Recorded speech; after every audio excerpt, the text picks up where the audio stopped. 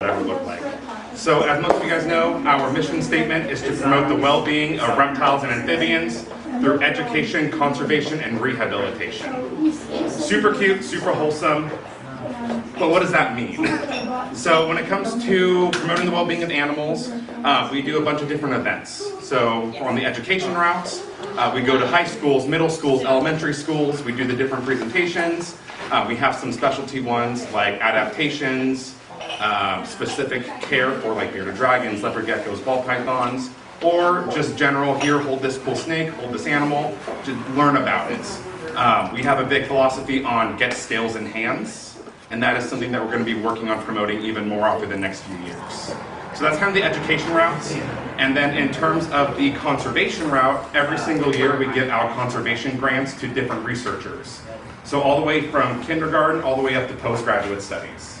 So she's like, yeah, that's you. She wants to do Perfect. a big thing. Perfect. Well, just so you guys know, the way that it works is that we have the K through 12 range, and for that one, I believe it is anywhere from $100 to $250. And all you need to do is submit an application, kind of go, this is what I'm going to be doing. Here's a graph. Here's some photos. Just an explanation of it. And then we move into the undergraduate studies, and that one's a little bit more intense. We prefer that they kind of submit more graphs, explain the larger impact that it would have on California herpetoculture and herpetofauna, and even more so for the graduate and postgraduate studies. The undergraduates go from 250 to 500, and then the postgrad go all the way up to 1,000. And we give out 2 to 3 of those in each category every single year, depending on applicants. And we also have some herping events, 2-3 times a year, where we have a volunteer come, kind of show us around to the different animals and kind of explain what's going on and the different species that we can find there. And then on the rehabilitation front, Dawn is our adoptions director, and her and a few of our other foster volunteers are currently fostering over 150 animals. Between, 6 of us that are active right now? Yeah.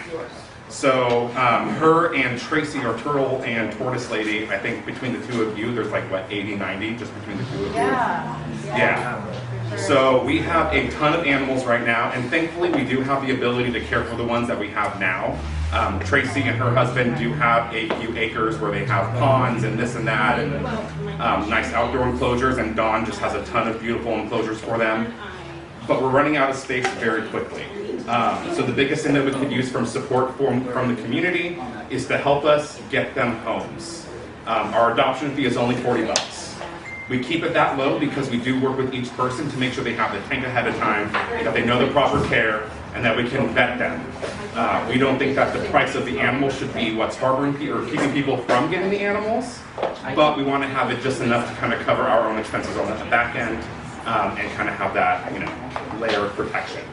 As a side note, for members, it's only $30, so even lower if you're already a member of NCHS. We even have tarantulas. We even have tarantulas. We have a ton of ball pythons, a ton of leopard geckos, red-eared sliders, different species of tortoise. I have a couple tarantulas. I think Dawn has a couple too, so.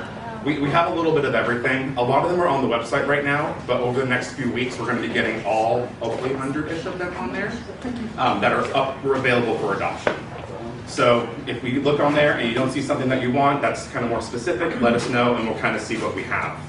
And then with that, we also have the membership, which right now is structured at either $5 per month or $40 for the entire year.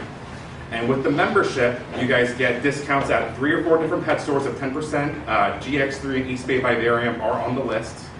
So if you guys were to get an animal from us, go there and you're going to make your membership back pretty quickly. And you also get access to our newsletter that Kayla puts on. And then you also get access to some member-exclusive events that we'll have in the future, like specific herping events or educational opportunities. And when you're a member, you also are allowed to volunteer. It's just because of liability issues, whatever, super cute. But if you guys are a member with us, or if you're not a member with us and you'd like to be a member, you can talk to any of the board members. Board members, raise your hand. Woo, board members! Ask them some questions, see what it's like, how it would work best for you. And when you're ready to sign up, go ahead and see Terry over in the back. Terry, raise your hands. Woo! and then you guys will be good to go. Any questions, comments, concerns, emotional outbursts? Perfect. All right, we can go ahead and get started. I'll let you do your own introduction. Awesome. But today we have Melissa. She's going to be talking about turtles and tortoises and all their shelled friends. So go ahead and give it up for Melissa. So if there are any emotional outbursts, then, lock that down. I don't deal with that. I'm a mom, I'm a grandma, I don't deal with that. So I have some very good friends that are here tonight, but for those of you that don't know me, my name is Melissa. I'm happy to be here. I love giving presentations for groups of people who are excited about things that I'm excited about. So my husband calls it talking tortoise because I do this a lot. I have actually been doing presentations since the early 2000s, just early back then. I started doing presentations for the Sacramento Turtle and Tortoise Club around that time. 2014 I did a presentation for the Northern California Herpetological Society. 2016 was the California Turtle and Tortoise Club, and by 2017 I had a weekly live broadcasting show that I did on a pet-focused network. That was a lot of fun. Never know what was going to happen. In 2021, I did a presentation for the Turtle and Tortoise Protection Group at their conference in Arizona. And now I've come full circle back here to Sacramento to be with all of you. Welcome back. Thank you very much. I'm happy to be here. I actually grew up here.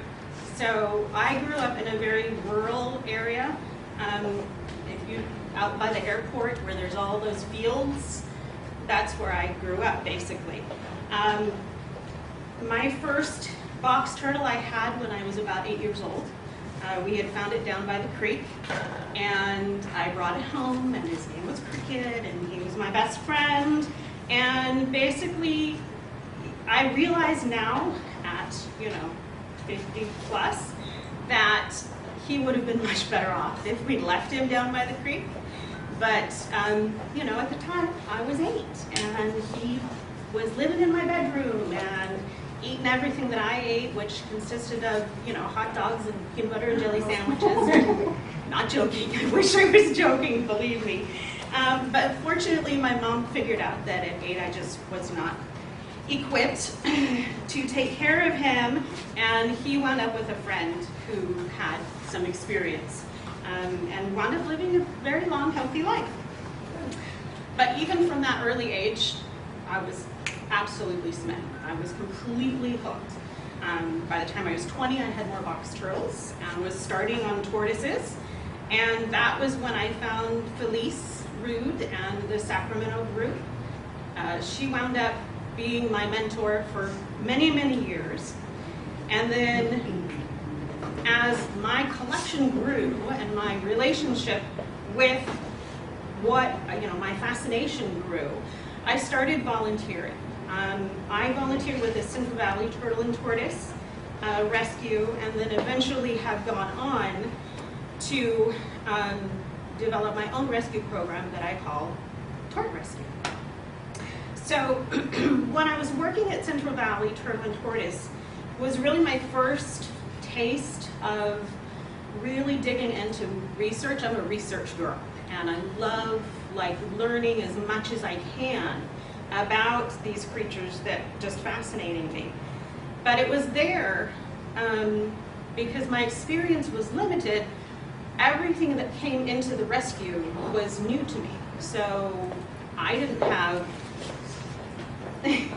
there you are. I didn't have experience with all of this volume that was coming. I'd never seen a redfoot tortoise before.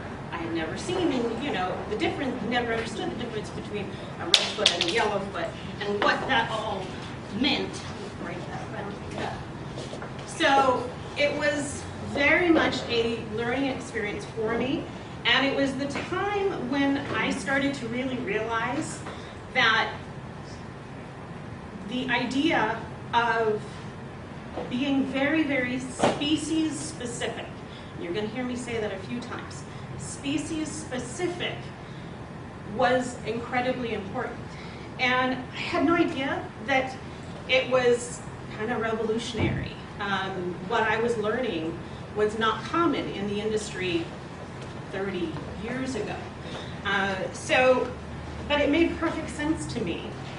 And honestly, I've never questioned it since. It makes sense, works for my brain. I'm not going to question it now.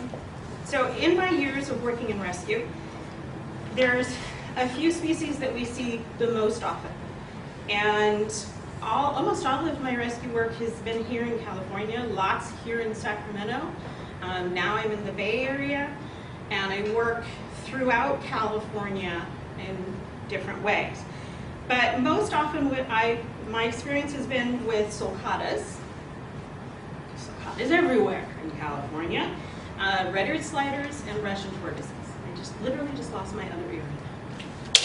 Oh, good. All right. So we can't talk about that. It would take me way too long. You guys don't want to know this much about me if we talked about all of those species. So we're going to focus on Russians. Now, this works for us for a few reasons. One, because ultimately there's still a wild population of Russians that we can study, that we can look at those examples and get access to the scientific research about them that we can have now. In times past, the studies, and in particular the one that I'm going to show you guys, was really only available to academia. These were scientists studying scientific things being published in scientific journals. But now they're more readily available, and there's more interest in looking deeper at how these wild populations live. So let's take a look at the information that we're going to be covering this evening and let you know a little bit more about me. We'll move on. So tonight we want to talk for sure about their native diets, answer some questions about why they're important, and I am going to open my happy little binder here and read to you some excerpts from a really important research study. And then I want to talk to you about their captive lives. And one of the highlights for you guys is that we're going to look at the impacts that they have in your local area. This is something that hopefully will be kind of eye-opening for you. And then after 30 years of working in rescue, I've learned a few things. So we're going to talk about that. We're going to talk about the role that I feel that rescue has moving forward, and ask a question that I ask myself all the time, which is, what more can I do? And so I will open it up to all of you. What more can you do? And so that's what we're going to talk about.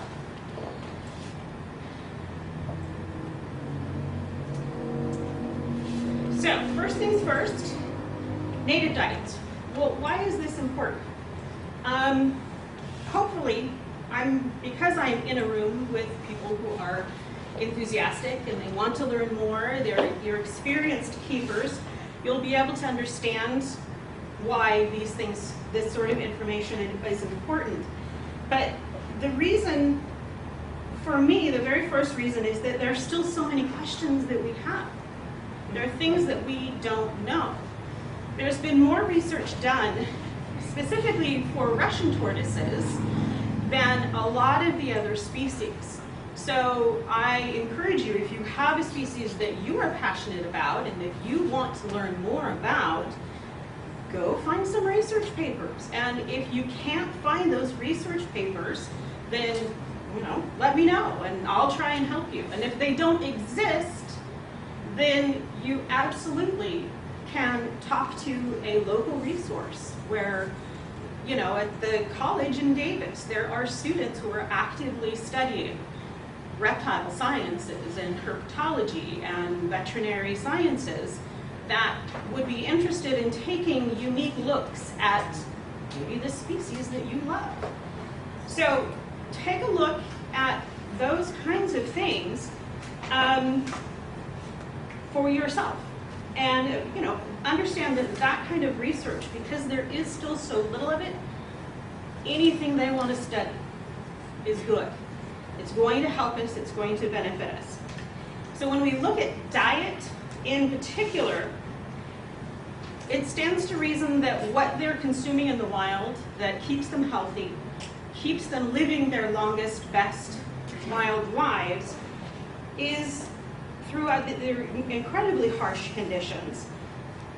That taking that information for our own use and applying it to our captive pets is going to keep them hopefully equally strong, equally healthy for their entire life span that we have them in our care. So, but keep in mind that this idea is one that's really changed over the years. I don't know, people have been keeping these species for many, many, many years. Early keepers in the 1950s to the 1970s were offering processed dog and cat food to their tortoises, and that was the prevailing wisdom at the time. And it persisted and persisted and persisted. And then came the advent of what we now consider zoo quality foods, like monkey biscuits or crock chow. Those kinds of things were the starting place once they started to become more available to keepers that weren't actually working at a zoo level. So they started to become more available to the public, and so then those became incredibly popular. A lot of the crock chow in particular, they have refined to become more of a generalized sort of reptile diet, just in pellet form. Nowadays, we do have a few very turtle and tortoise specific processed foods that are available, but again, most of them are not species specific. And what they're trying to do is to create a product to appeal to as many keepers as possible. So when you look at the back of the label, it'll say Russians, Greeks, everything testudo, as well as redfoots and, Uromastics and everything that, they are trying to market that product to.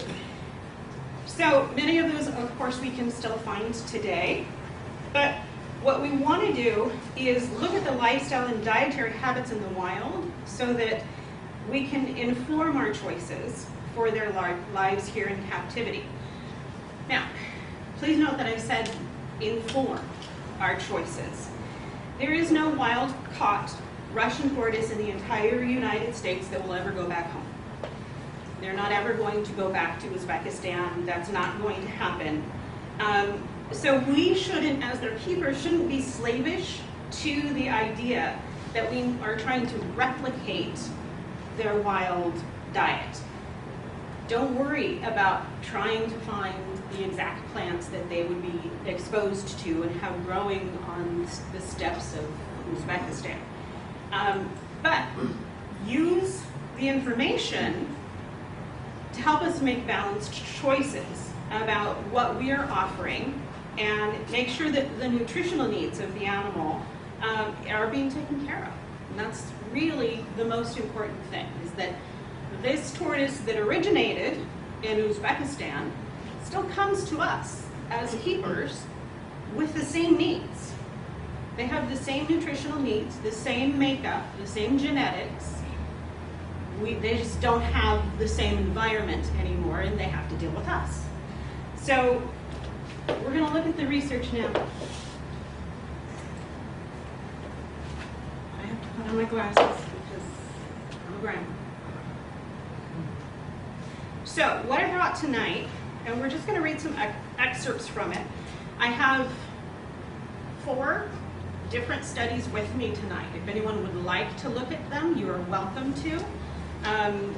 This particular study that we're going to focus on is a 5-year field study at the Djerian Eco Center in the Republic of Uzbekistan that indicates that steppe tortoises, which is another word for Russians, usually remain buried in one place for over 9 months, which helps them cope with the extreme environmental conditions that occur in summer, fall, and winter. After emerging in late winter, steppe tortoises have less than 3 months in spring to forage, to obtain the fuel needed for growth and reproduction, and replenish the body's reserves necessary for the subsequent 9 months of total starvation. So they're pretty tough, right? I mean, they're pretty tough. This study was originally published to a research press in 2001. It was done over 5 years in the late 90s. Now, we want to look at one of the things that they did was they got real specific on the actual environmental conditions that they had. So I'm just going to read here. We're looking for information on the plants, so that stands to reason that we also need to know like what the environment is like. So the sandy soil supports xerophytic vegetation, and then we have a list of shrubs. Now, if you're not familiar with what xerophytic vegetation is, these are plants that have adapted to survive in really harsh conditions, whether it be extreme desert, very, very arid, semi-desert, which is where the area of Uzbekistan that they were originally, this study is from, is considered semi-arid, or even heavily snow-covered areas. These plants have, within their stomata, they have microscopic openings. So the plant itself needs to respirate, just like we do. But because the opening is so small, they don't lose moisture when they're doing that. So that means that most of the leaves are very fleshy. They store a lot of moisture, a lot of water, and in many cases, the actual stalk of the plant, the stems, will do the same. Typically, they tend to have very deep roots because they're always looking for water.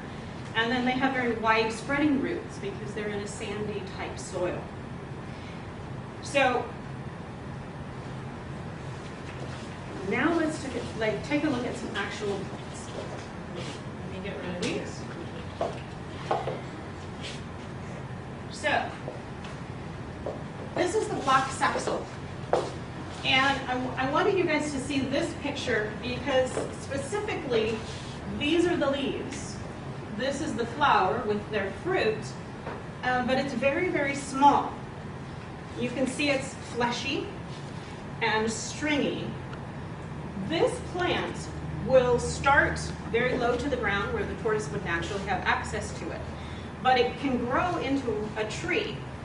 So this one in particular, you will almost always see in areas of desert or semi-desert because it's good at fixing the soil, at holding all of that sandy soil together. So this one, not so much available in California, and we're going to talk specifically about what you guys might have access to. There's lists and lists of things that are available on this step you guys can't have. We're going to talk about some things that are here in California. So this one, though, I wanted you to see because it was the picture that best describes that very fleshy kind of leaf. Now, this is very, very prevalent, and it's one of the reasons that a steppe is considered a steppe. Now, a steppe is a very grassy area. This is called cheatgrass. It's Bromus tectorum. It's very, very common in areas that are outside of Uzbekistan. Let's just go with that. And it's also very common here in California, to the point that it's considered invasive, like highly invasive. If you see it, the Park Service asks that you pull it to that point. So it's considered very highly invasive. The reason that it is because when it grows, it creates almost a mat. Like it grows very, very densely. and it will choke out other native Californian plants. So this one, if you have it, your Russian would be familiar with it and probably appreciate your keeping it. If you don't get it, because that's bad, and we're all Californians here, so let's do the right thing.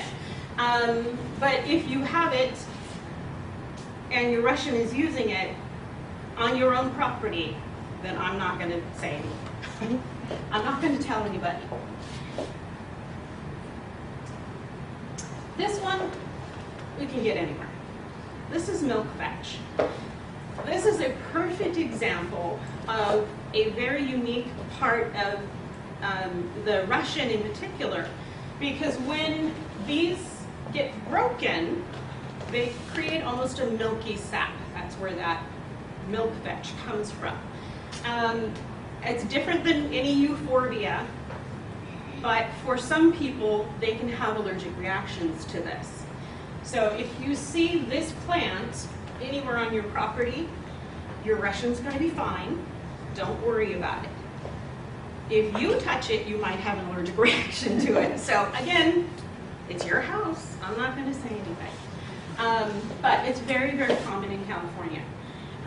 If you find it and you don't have any sensitivities to it, absolutely nothing wrong with picking this weed and bringing it home for your pet.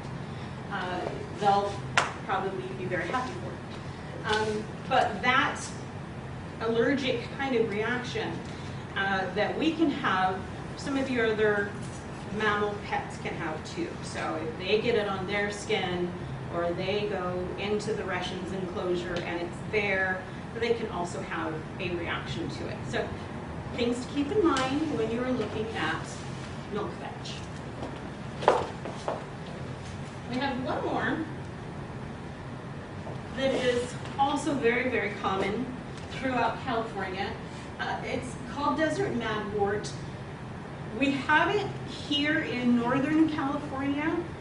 It is present. You can find it in fields that haven't been touched. It is most prevalent down in Southern California, just because it's dry. It's hard to believe there's a part of California that's drier than where we are, but it's drier there, and the heat there is perfect for this guy, because again, you can see very, very fleshy leaves, and it's going to hold that moisture and provide it to your Russian whenever they eat it.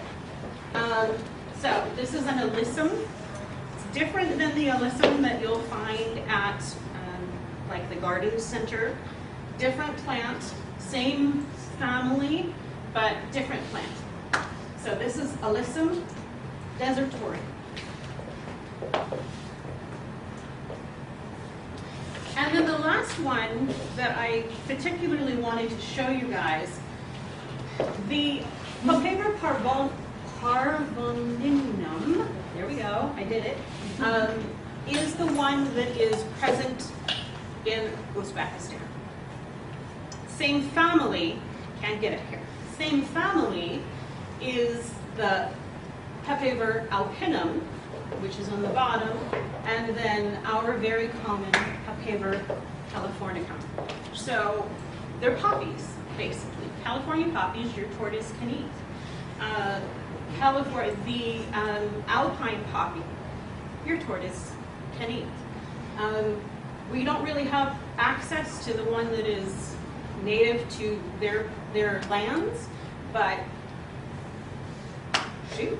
Now, keep in mind with a poppy, you want to avoid any oriental kinds of poppies. They're an entirely different family, and those your tortoise can eat. So I hope this has given you.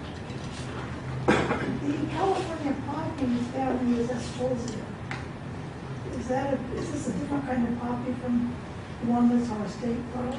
The state flower is different, yes. This is anything that has the paper. Okay. It's a big family. There's all kinds of them. So, but that's why I specifically listed the names there. All right.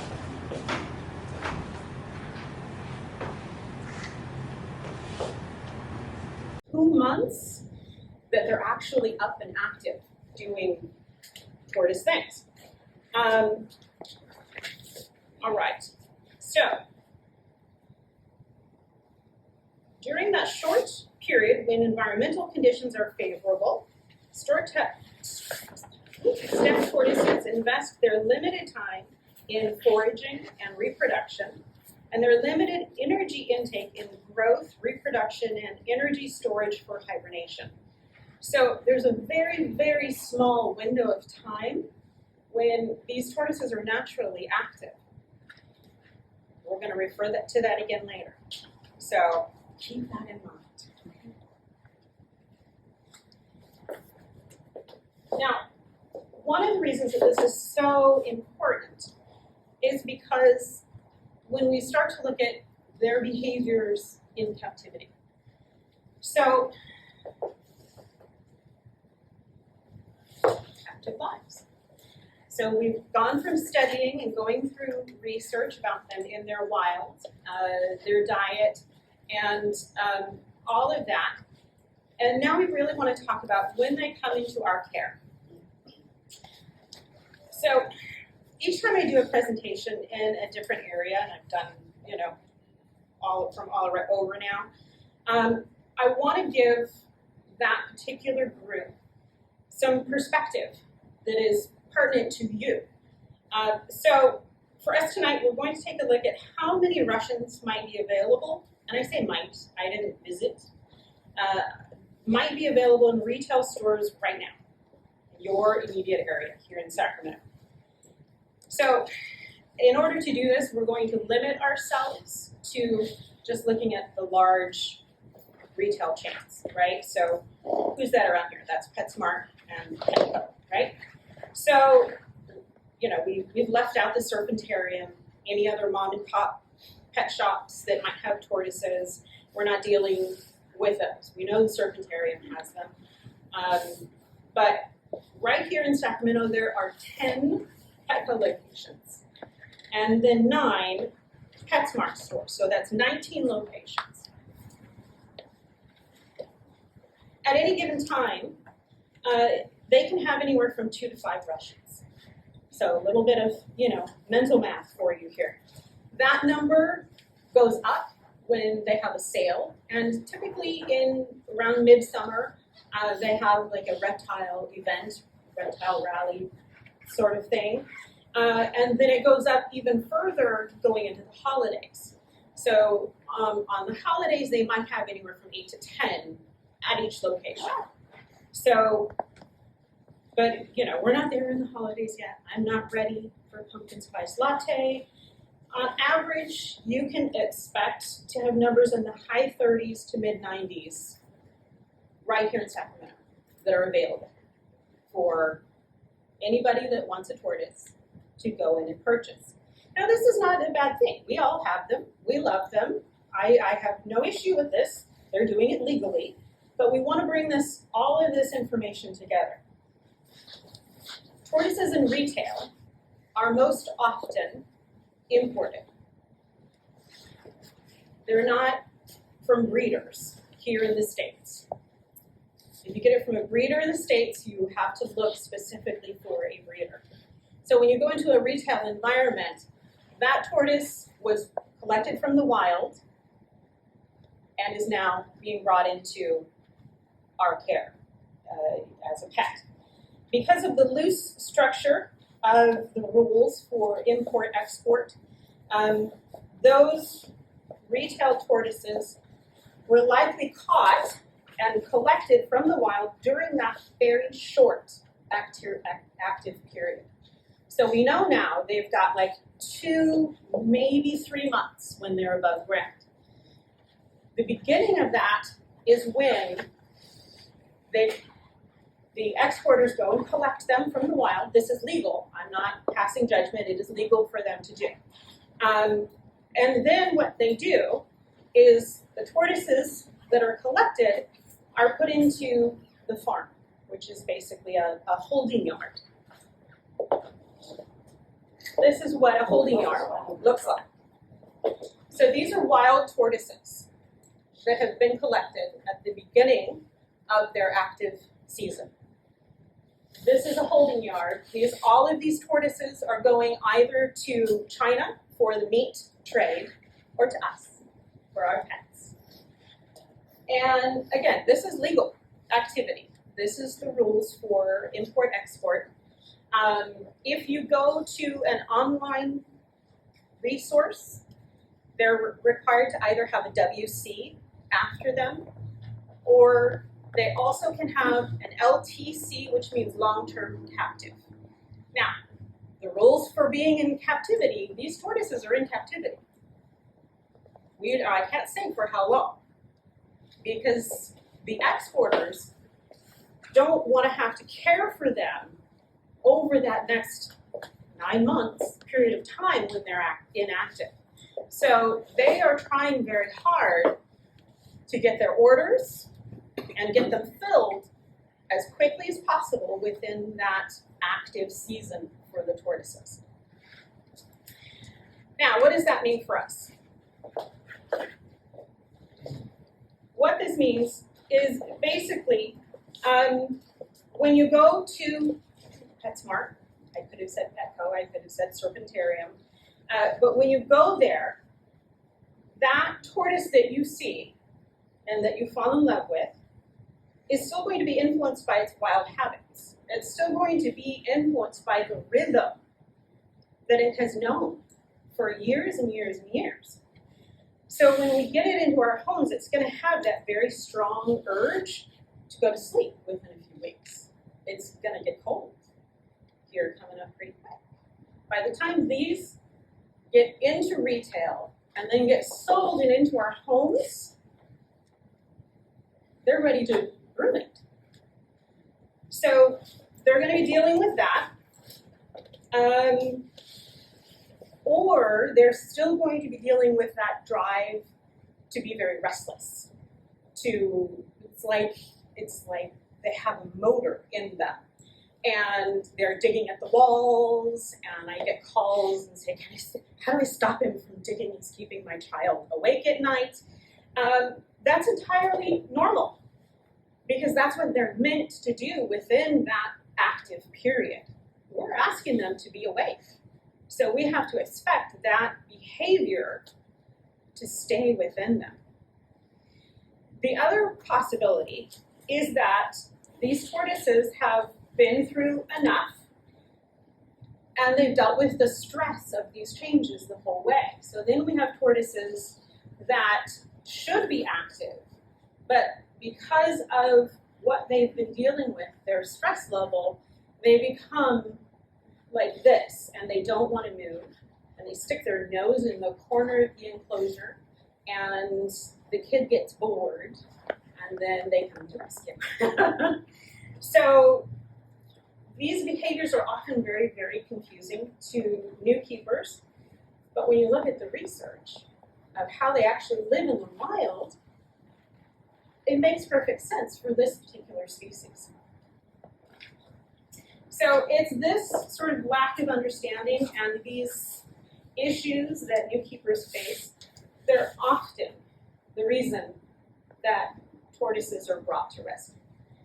They can't, they realize that they got overwhelmed and they didn't have enough knowledge, and the kid doesn't like it anymore, it doesn't do anything, and the list goes on. So, where does that leave us? Now the tortoise has been brought to me. Let's talk about rescue. So there's two major lessons that I have learned in my time. Rescue work is tricky, and the first lesson is that I try really hard not to judge people harshly for needing my services.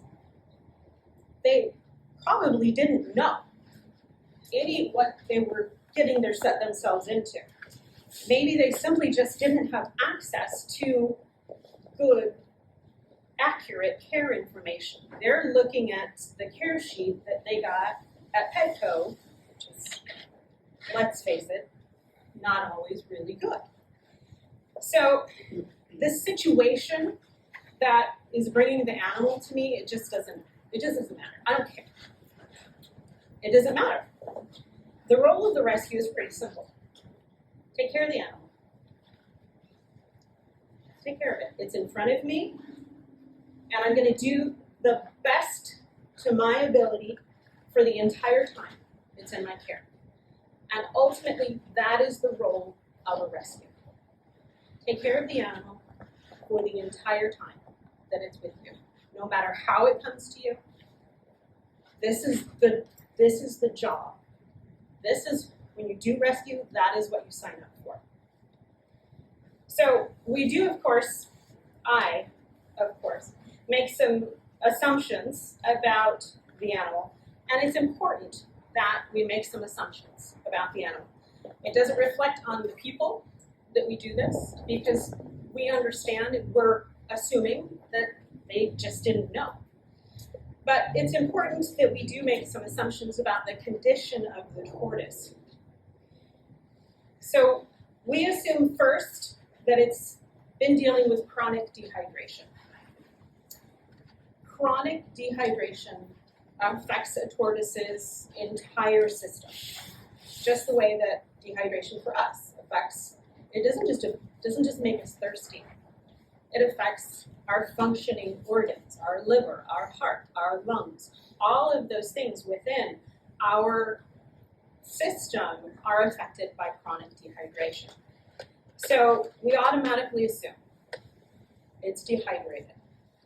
Fortunately, if it's just dehydration, it can be a pretty manageable rescue because that can be overcome. What we have to look at in cases of chronic dehydration is whether or not that tortoise has been dehydrated for so long that we're now dealing with bladder stones. That can become expensive for a rescue really, really quick. And when you are, the younger the tortoise is, the more likely you are to have bladder stones. Because these guys, they're like hamburger size as adults. When they're hatchlings, they're like silver dollar size. Well, you put a pickle out in the sun, and it's going to dehydrate pretty darn quick, even though it started with a lot of moisture in it. If you apply that same, it's rather a weird, go with me. If you apply that same sort of logic, put it in the sun, right? The tortoise is still going to dehydrate. However, if you put it in an enclosure with really hot basking lights right above it, it is going to absolutely dehydrate at triple the speed. So again, we're talking about a tortoise coming to me, I automatically assume chronic dehydration. The younger and smaller it is, I automatically assume there's probably some bladder stones of some kind in there. The problem that creates is a problem for my vet, because there's really not a lot that we can do for hatchlings in those sort of conditions. We can't operate on them. They're the size of a silver dollar. So we hope that they've been able to grow into their adulthood before having to deal with that. That's our hope. The next most common one really is parasites. They all have parasites. With Russians in particular, there is a level of parasite that is tolerable. Fortunately, they live really well in California outside, but they're on the ground, they're going to be exposed to parasites. So, knowledgeable keepers that understand this, and I'm assuming all of you are, will do a parasite check routinely, or if you see in any sort of fecal matter, which is my touchstone, if I'm seeing parasites in the fecal matter, they're alive, right? I don't worry about eggs so much being shed, but if there are active worms, I'm sorry, this is really gross. If there's active worms in the poop, then that's when, we actively treat for that. The other one is, of course, nutritional deficiencies. oh my goodness, the nutritional deficiencies. So because most keepers don't have access to this level of research, they don't understand that the romaine lettuce is not going to give their tortoise all of everything that it needs. In fact, it can be a problem for them. So they don't have access to this kind of nutritional information that is important for dealing with these tortoises. So those are incredibly common. Picky eating, huge sign of nutritional deficiency. If your Russian tortoise is a picky eater, it probably is nutritionally deficient in some way. Because if they're favoring one sort of food almost exclusively, then that's not how you get to a happy, balanced, widely varied diet. So we always expect that our picky eaters, it's my personal rescue pet peeve, picky eaters. They do not leave me with a picky eating habit. I absolutely refuse. Yeah, and the other one, and it's along the same lines of, kind of goes hand in hand with all of these other things, is anorexia. A tortoise that has become in the state where its system is being affected, it is dehydrated, it is nutritionally deficient, it has parasites that are pulling nutrients from it, we're on a freight train toward anorexia. That is something that requires very, very careful sort of planning. The treatment plan is extensive, and we rely on our vet to help us with that. So dealing with each of these challenges involves first doing an assessment, making a list of what it is that seems the most urgent at the time, and working with our vet to create a treatment plan. A lot of the actual doing, I don't need my vet for that. Hardly ever will I have a tortoise unless it has a severe injury. The tortoises don't need hospitalization. Fortunately, I don't have to deal with those bills. What I need from the vet is medication and a treatment plan and someone to touch base with if things start going a little screwy. So with dealing with those kinds of health issues, I don't need any hospitalization, which is great. So really, when we look at that whole thing and understand my role as a rescue, it becomes no longer about the people or the conditions that they were in. It becomes about me and what I am going to devote to the animal. From this, I also learned the second lesson that I'll share with you, and I hope that I can inspire you all with this. Is the second lesson is that we need to become teachers wherever possible. The reason this lesson came to me, and I hope the reason that this lesson will stick with you, is that of those 38 to 95 Russians that are in retail stores in Sacramento right now,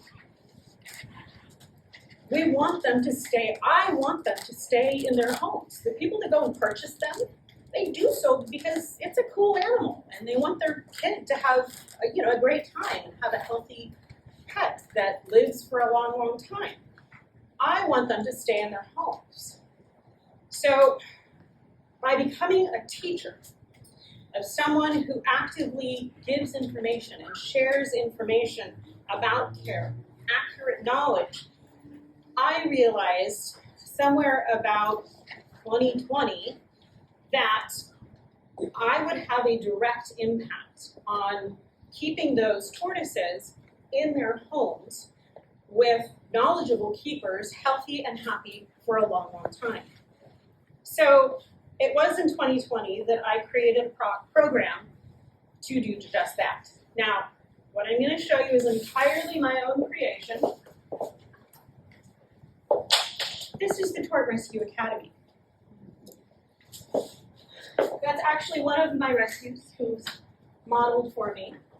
But the idea behind the Tort Rescue Academy is that brand new keepers get species-specific instruction through accurate articles, interactive worksheets, and live chats with the instructor. If that's not me, then I have other instructors. The goal is that they're going to have that core knowledge that they need to be successful and to have a healthy, happy tortoise for many, many years. Now keep in mind, this serves my rescue work because all of those tortoises that are happy and healthy in their homes, that I don't have to deal with them again. They don't come to me unhealthy. They don't come to me injured. They have responsible owners who hopefully wind up right here with all of you because they want to learn more and they want to continue advancing and exploring other species. I was having a conversation with someone earlier, and the fact of it is, tortoises are like potato chips. And I say that with all honesty. I've had them since I was like 8 years old. You cannot have just one.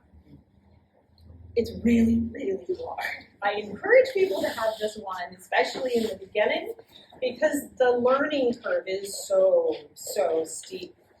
But having someone that at this age is curious and active and bright, and at this age that wants to learn more, I'm all about it. What do you need? I'm here for it. And that's what Tort Rescue Academy is about. So, next. The other thing that I did, when our students leave the academy, they get this as a graduation present. So I created for them, the academy course is not really easy, it is straightforward. All of the research and the studies is there for people that want to know more. But in order to figure out who I was teaching, I had to do this sort of thing where I went and, let me see, yeah. In order to understand who I had to figure out who I was actually teaching. Now, I couldn't follow everybody around and say, did you buy a Russian tortoise today? I couldn't do that. But I started to look at the analytics for my membership in the Russian Tortoise Owners Facebook group. I've been on Facebook for 18 years, and in my species-specific groups that I have there, we have over 150,000 members. So for the Russian tortoises, there's more than 20,000 members there, and I went to look at the analytics, and I figured out that the people that are coming to the Facebook group and asking questions, wanting to learn more, this might shock you, 73% of them are females in the 35 to 44 age group. Now that number changes based on species. It certainly changes based on if we go into other kinds of reptiles. Snakes tend to have more male-dominant numbers, things like that. But for what we're talking about tonight, 73% are females in the 35 to 44 age group. They're moms. They're moms. Well, I know how to talk to a mom. That, to me, made perfect sense and came very, very easily to me. When you realize it's the moms who are actually taking care of the tortoises. So that's who I designed the academy to actually talk to. It is straightforward. There's not a lot of scientific jargon. We teach at a level that a mom is going to want. They want the information. They don't want to be sweet-talked. They don't want to have their time wasted. They want the information. The important part is that what they're getting is accurate information. It's not based on opinion, it's not based on anything except actual accurate information. And the other incredibly important part of the rescue is that I knew I needed to make it a safe place so that they could also feel comfortable having their kids with them as they were learning. I've had students that, yes, the mom was there, but she said, this is my tortoise, my son's tortoise, and he's in homeschool. Can we make this a part of his homeschool curriculum? And I said, yes, you can. Because having that information and understanding, creating an environment that's safe for a child to be the student. Also, I raised my kids in homeschool. Also incredibly important for these moms.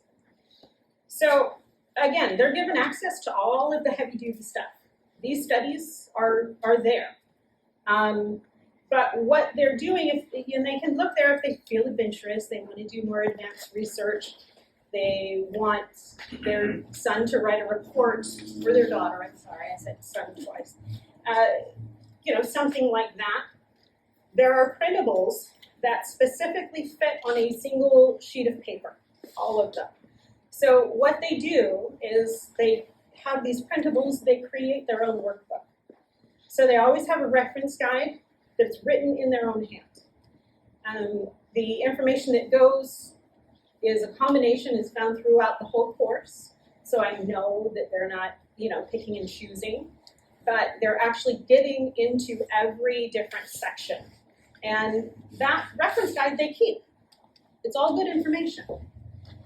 There's an area to post photos of their enclosures, and then they will receive guidance from instructors on how to refine it or improve it. We look at their lighting systems, what type of water dish they have.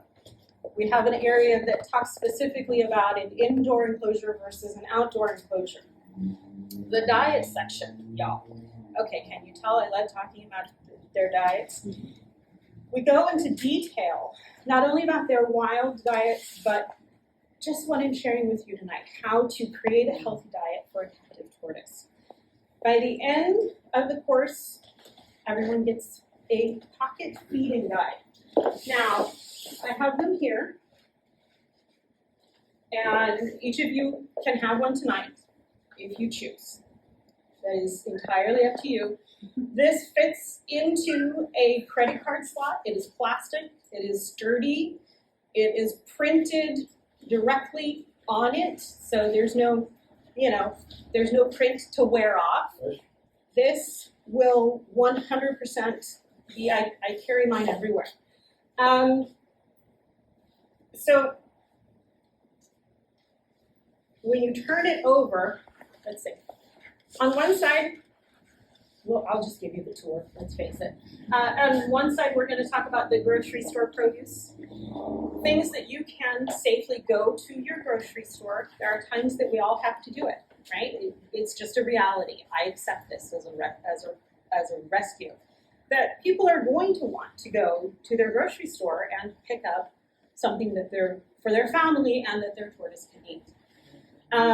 So there is grocery store produce on here. There is also a list of do not feeds, things that are in your grocery store that are absolutely toxic. There is my email if you have further questions. And then you flip it over, and there's more information. This is a list of weeds. It doesn't identify weeds. You, of course, have to go and actively identify weeds. But there is a list of some of the most commonly found weeds in California here at the top. There is a list of succulents that are entirely safe. Take this to your garden center whenever you're designing an outdoor enclosure.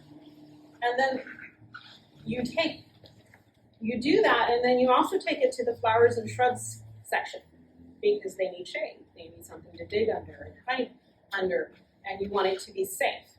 If you want them to be able to eat the flowers, they're listed on here. And then, of course, this has become a very, very popular resource for students. So please, if you would like to have them, I have them here tonight for you. My gift to you all, my students. So we recognize that, in the dead of winter, there's not a lot of weeds, right? You're pretty much stuck at the grocery store here in California. Even advanced keepers who tried to address this, they will take their spring and summer weeds and dry them or freeze them, and that's a viable option to do. But it can be tricky, and I urge you to use caution which weeds you're doing that with, because that process is going to break down the cell wall of the plant, and it's going to change the nutritional value of the plant. So if you're dehydrating something that has maybe the completely lost it. The milkweed? Thank you. The milk vetch, yes. If you're dehydrating milk vetch thinking that you can give it in winter, don't do that. Because the toxins within that get concentrated as you remove moisture. So there's things to know when you're taking that on. So I had to, again, recognize that I'm working with beginner keepers, right? And they're not gonna do that. They're just not gonna do that. So I took the information from what I was already doing at Central Valley Turtle and Tortoise and created species-specific supplements. Have I said that often enough? Species-specific supplements that back when I was at Central Valley, I was using for all of the rescues back then. I did all the research. They were getting healthier. It showed great promise. And I had been doing it for years with my own rescue. Well, what I did is I made them available in a little Etsy shop. Now it's just a tiny, tiny little Etsy shop. The only thing that I have in there is these supplements. So Mediterranean grays, and you can see this is the example that I have of that. I also have, and typically Mediterranean grays is what I recommend for anything that is a testudo tortoise. African grays, anything that grazes in Africa. So sulcatas and leopards. Desert tortoise grays. Now, for those of you here that have North American desert tortoises, whether it's here in California or all the way over to Florida where they have gopher tortoises, we're talking about the same kind of diet. They're in the same family.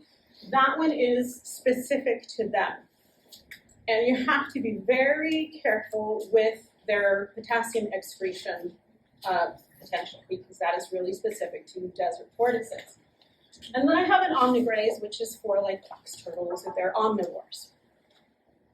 Metal Mix is basically my supplement that is like them having a spring flowers all year round. I have one also that is pure bee pollen. It's really, really good for those that, when they come to rescue, they often, because of their nutritional deficiencies, need a source of protein.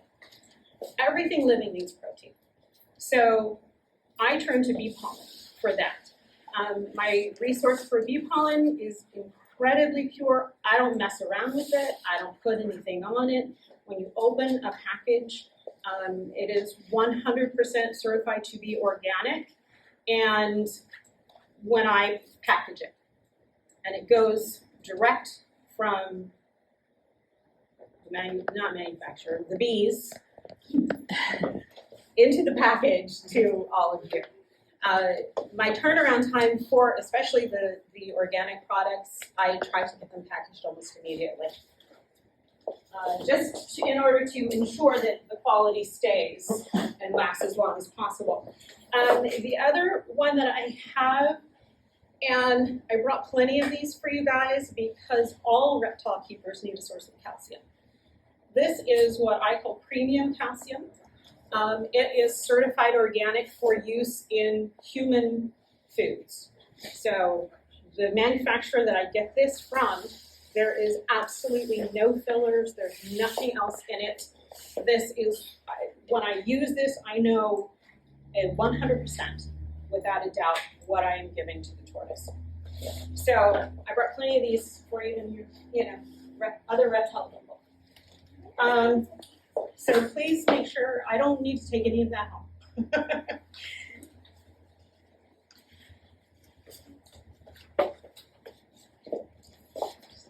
All right.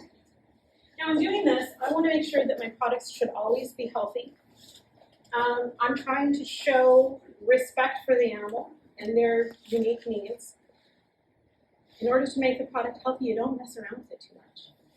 The formula is unique, but the individual components I mess with as little as possible.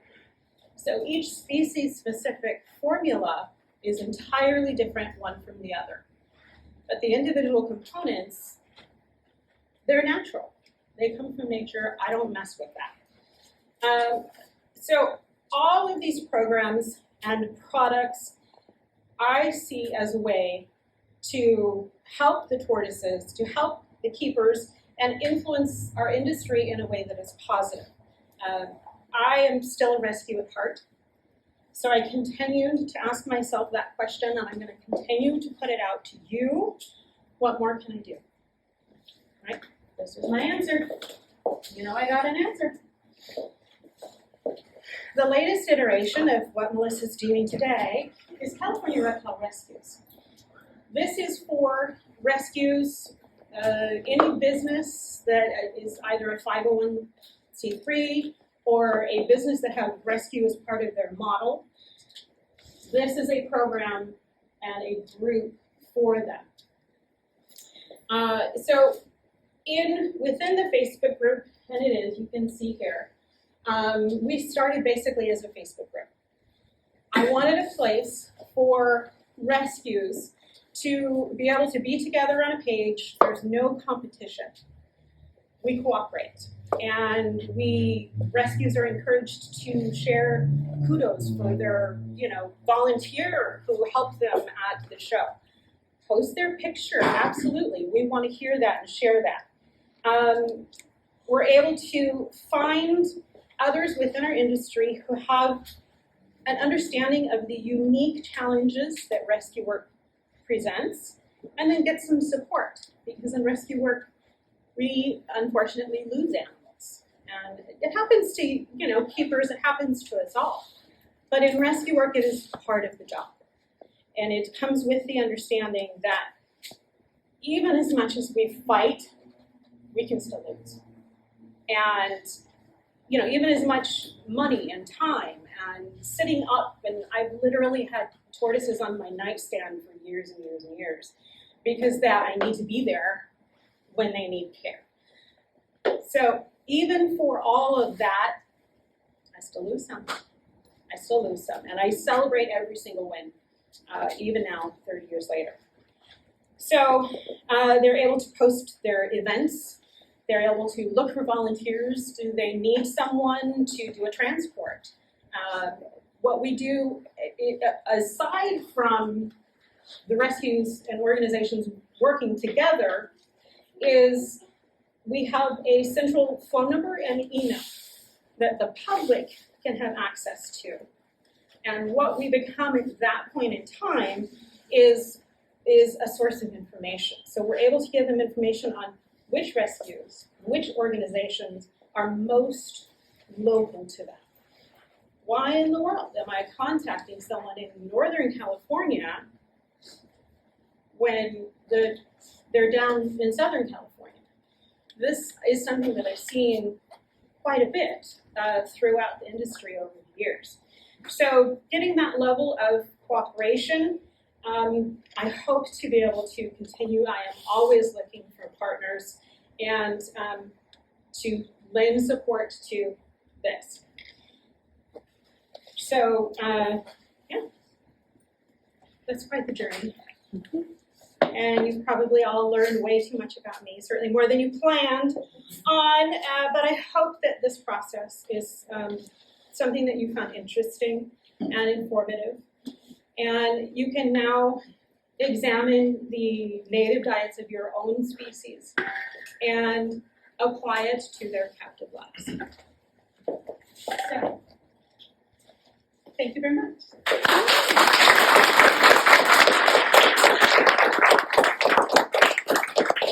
Any questions? Did you have any recommendations for if someone wanted to do research but they didn't know where to start, like, for example, Google Scholar or anything other than that? Google is amazing, isn't it? It's like I said, I also can refer to it as like the great rabbit hole where you can go down. Google Scholar is a good resource. There are university extensions, and I noticed even on the you can Google. What I encourage you to Google is not just the tortoise, but you can also put like research. If you put like et al. At the end of it, right, that'll bring up some research papers. So if you have, for example, a redfoot, you could put redfoot and then put et al. On it, and it would generally aggregate some more, actual research for you. Did that help? Okay, good. Any other questions? Yes. Is the calcium food one okay for snakes? Absolutely. Snakes need calcium. Now, what I will say about my calcium is, one, it is very, very pure. You're not going to have to worry about it. What I encourage everybody to do is make sure that their lighting system is going to be able to provide enough D3. So, when you give calcium, the animal also needs to make D3. Now, we do this too as humans. We do it in our skin, just like your snake. I'm assuming you have a snake, honey. Yeah, so tortoises do it too when they bask. And you see them all, they expose as much of their skin as possible. That is the idea when they're basking, is that they're creating D3, which is a hormone, in their bodies to be able to utilize the calcium better. So when I created the calcium, but when I chose this calcium, I specifically chose it without D3. And I did this because I'm a rescue, and you can actually overdose on D3. So if you don't have it, and you have good access to lights, or even better, sunshine, the animal's going to be able to bask and get every bit of D3 they need naturally. So, did that answer your question? Okay. Anyone else? I feel like I've talked a long time. Yes? Would you say, is it possible that succulents are a suitable supplement for hydration for a tortoise? They provide enough to make a difference? Absolutely. We rely on succulents quite a bit whenever we have a dehydrated animal. One, because it's easily digestible, right? Sometimes just giving them, soaking them, it's not something that is going to be as efficient as we need that we can get with a succulent. Right. So I always have succulents, and the important thing there is that you do have to make sure that they are as organic and clean as possible. Right. Especially when you're dealing with a rescue, when it's already compromised. You don't want to have it dealing with any sort of toxicity. Yes. To piggyback on that, if you had started the succulent in like a Miracle Grow succulent soil or something like that, would that affect the tortoise, or would you have to transplant it into soil without any of that stuff? I would. Here's the thing with a succulent, okay? So when you get a pot from the nursery, right? That succulent is holding all of that moisture and all of that Miracle Grow in its leaves, right? It's going to keep it healthy and green. That's what the nursery wants. what you're gonna do, if you wanna have it be a good source of, food for your tortoise, take it out of that pot, put it in some plain topsoil. There's plenty of nutrients still, but you need to then wait for a few months, ultimately, before you're able to feed that. Because it's still holding all of that artificial chemical-based fertilizers in it. Yes? At a respective time, just one or two more questions? No, you're totally fine. I'm fine, Great okay, info, but yeah. Just one more question? Anyone else? So I have one more then. Okay. So when it comes to getting plants from the wild to feed to them, you mentioned that's like generally okay, or? You have to know your sources. Okay, that's what I was gonna kind of ask, is like parasites or pesticides, but it sounds Yeah, know your sources. If you have, I grew up here in Sacramento, but I grew up across the street from a field, right? There were horses in the fields, that was what the influence was. That is still around. In certain parts of Sacramento, you're also going to find empty lots where the lot's empty, the house burned down, people didn't use it for years and years. If nobody's tending to it, it's not like a park, right, where they're tending to it. If nobody's tending to it, you've watched it over the course of 6 months, a year, there's nothing in there that you're going to need to worry about as far as toxicity. So I collect from the wild all the time. Okay. So something we deal with is we're beekeepers, and I guess a lot of the plants that they sell nowadays are sold to be sterile. They're genetically modified as such, so the people selling plants can make more money. Right. So I wonder if that has an effect. I know it affects the bees as far as my experience. It can. What I will say is that there hasn't been a lot of research done on that. Another one of those things, Yeah. as far as tortoises are concerned. Typically, when they do that, they're trying to make sure that we're not able to grow it for food for ourselves. Right. Right? Mm-hmm. So a bee that goes to, a field where they're growing lettuce is going to be a problem. The tortoise that eats that lettuce, maybe? We don't know, honestly. Right. I'll be honest. We don't know. That's one of those, I don't know things. But always, if you're concerned, look for organic. That's pretty readily available. A lot of research says it's hard to get anything organic because the pesticide is so widespread use that even organic fields